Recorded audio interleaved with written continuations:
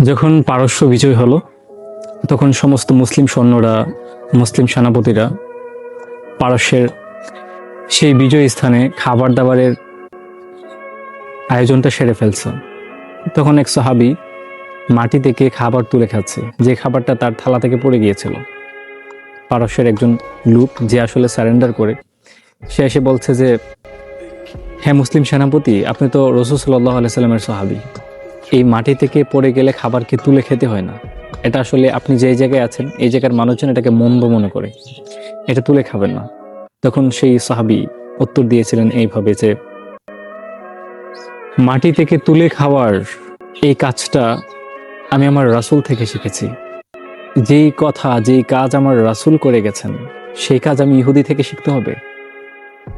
মুসলমানের সৌন্দর্য তো এই জায়গায় যে মুসলমানরা আসলে খাবার, রিজিককে সম্মান করে। আর রিজিককে আপনি যত বেশি সম্মান করবেন, আপনার রিজিকের মর্যাদা আল্লাহ তাআলা ততটুকু বাড়িয়ে দিবেন।